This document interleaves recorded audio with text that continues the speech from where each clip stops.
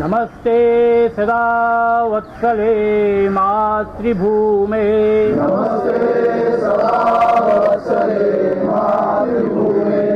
রাষ্ট্র নির্মাণ, ব্যক্তিত্ব নির্মাণ, চরিত্র নির্মাণ, এই 3 লক্ষ্যে আপাততভাবে এগোচ্ছে রাষ্ট্রীয় স্বয়ংসেবক সংঘ। রাষ্ট্রীয় স্বয়ংসেবক সংঘ বা আরএসএস ভারতের একটি ডানপন্থী হিন্দু জাতীয়তাবাদী স্বেচ্ছাসেবক অর্ধ সামরিক সংগঠন। মূল আদর্শ হলো হিন্দুত্ববাদকে জাগ্রত করা। তারা মনে করে ভারতের সমস্ত নাগরিকের নিজস্ব সংস্কৃতি এবং ঐতিহ্যের প্রতি অনুগত থাকা উচিত। সেই লক্ষ্য নিয়েই এগিয়ে চলেছেন আরএসএস সদস্যরা। সল্টলেকের বিবিবিসি পার্কে এক কর্মসূচির আয়োজন করা হয় সংঘের তরফে। যোগ ব্যায়াম, দেশাত্মবোধক গান এবং আদর্শগত আলোচনায় অংশ নেন সংঘের বিভিন্ন শাখার সদস্যরা। বিগত 50 বছর ধরে প্রত্যেক দিন সকালে এই পার্কেই মিলিত হন তারা। নিজেদের রাষ্ট্রীয় ও মানসিক চিন্তাভাবনার বিকাশের জন্য ব্রহ্ম মুহূর্তকেই বেছে নিয়েছেন তারা।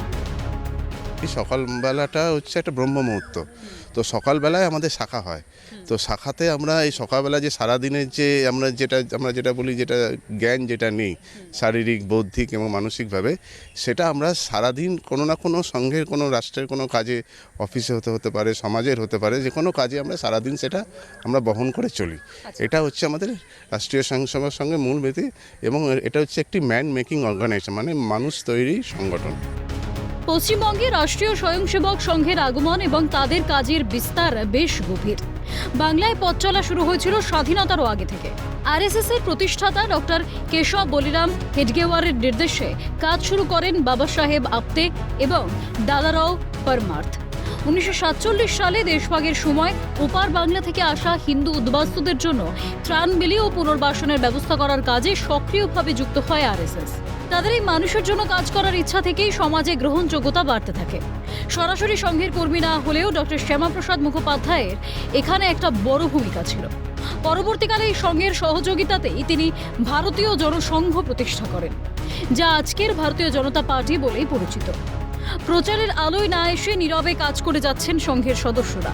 বামফ্রন্টের শাসনকালে এবং পরবর্তী 1.5 দশক তৃণমূলের শাসনকালেও এসেছে নানান প্রতিবন্ধকতা। তার মধ্যেও নীরবে সাংগঠনিক ভিত্তি মজবুত করার কাজ চালিয়ে গেছে সেবামূলক কাজের মাধ্যমে। তাদের মূল লক্ষ্য নতুন প্রজন্মকে উদ্বুদ্ধ করা, বাড়ি বাড়ি গিয়ে সাধারণ মানুষকে জাতীয়তাবাদী ভাবধারায় উদ্বুদ্ধ করা। আমাদের রাষ্ট্রীয় স্বয়ংসেবক সংঘের এই যে শাখা আছে, শাখাতে বিভিন্ন ধরনের সংস্কার দেয়। এই জন্য বড়দের সম্মান করা, জুতোগুলো দেখেছেন আপনারা লাইন করে রাখা, একটি আজ্ঞা দেওয়ার সাথে সাথে সবাই চলে এসেছে। এই যে সমস্ত অভ্যাসগুলো, এগুলো পরবর্তীকালে নিজেদের ব্যক্তিগত জীবনেও যখন কাজ করে তখন এগুলো কাজ করে। যেমন সময়নিষ্ঠা, একজন মানুষ যখন সময় মেনে চলে, আমাদের সবার 24 ঘন্টা সময়, কিন্তু যে সময় মেপে চলে তার কিন্তু কাজ অনেক বেশি কাজ করতে পারে। তো সেই জন্য আমরা সময়ের এই অনুশাসনের ব্যবস্থাটা আমরা করি, তাদের শিক্ষা দিই। পরিসংখ্যান বলছে গত 1 দশকে শাখার সংখ্যা এবং সামাজিক প্রভাব উল্লেখযোগ্যভাবে বৃদ্ধি পেয়েছে বাংলায়। 2023 সালে উত্তরবঙ্গে সংঘের মোট ইউনিট ছিল 1034টি এবং শাখা ছিল 493টি। 2025 সালে তা বেড়ে হয়েছে 1153। শাখার সংখ্যা বেড়ে হয়েছে 547। মধ্যবঙ্গে 2023 সালে সংঘের ইউনিট ছিল 1320টি আর শাখা ছিল 483টি। 2025 সালে সংঘের ইউনিট হয়েছে 1823টি এবং শাখা বেড়ে হয়েছে 758টি। অন্যদিকে দক্ষিণবঙ্গে 2023 সালে মোট ইউনিট ছিল 1206টি, 2025 সালে যা পৌঁছেছে 1564টিতে। আর এই একই সময়ে শাখা 619 থেকে বেড়ে হয়েছে 715টি। অর্থাৎ 2 বছরের ব্যবধানে বাংলার 3 প্রান্তে আরএসএস এর সক্রিয় ইউনিট বেড়েছে প্রায় 1000 খানেক। 2026 বিধানসভা নির্বাচনে বিজেপির ঐতিহাসিক জয়ের পেছনে আরএসএস এর বিরাট অবদান রয়েছে বলে মনে করছে রাজনীতিকদের একাংশ। তবে নতুন সরকারের কাছেও কোনো প্রত্যাশা নেই, নিজস্ব গতিতেই চলবে আরএসএস, স্পষ্টতই জানিয়েছেন সংঘের মূল কর্তারা। এখানে সরকার কিছু করতে পারে না, সরকারের মতো চলবে, রাষ্ট্রীয় স্বয়ংসেবক সংঘ তাদের মতো চলবে, মানুষদের তৈরি করা। আমরা কোনো রাজনৈতিক দলের হয়ে কোনো দিনই কিছু করি না। আমরা নিজেদের মধ্যেই যেটা আছে আমাদের যাতে ভালো তৈরি হয়, ভালো চরিত্রবান মানুষ এবং শরীরচর্চা, পড়াশোনা বিভিন্ন আমাদের পুস্তক আছে, এসব নিয়ে আমাদের সংঘ সম্বন্ধে জেনে এই রাস্তাতে সংঘ যেভাবে নির্দেশ করে সেভাবে চলা। আগামী দিনে কিছু লক্ষ্যমাত্রা? আগামী দিনে আমাদের রাষ্ট্র নির্মাণ, দেশ নির্মাণ, চরিত্র নির্মাণ, এটাই আমাদের।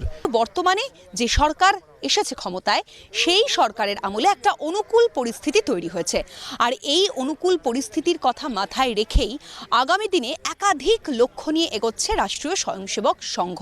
মূলত মানুষের চারিত্রিক, মানসিক এবং বৌদ্ধিক বিকাশ, এই 3 মূল লক্ষ্যমাত্রাকে সঙ্গে করে নিয়ে নবপ্রজন্ম অর্থাৎ তরুণ প্রজন্মকে এই সংগঠন বা এই সংঘের সদস্য করা, এই সংঘের সঙ্গে নবনিযুক্ত করাই মূল লক্ষ্য রাষ্ট্রীয় স্বয়ংসেবক সংঘের।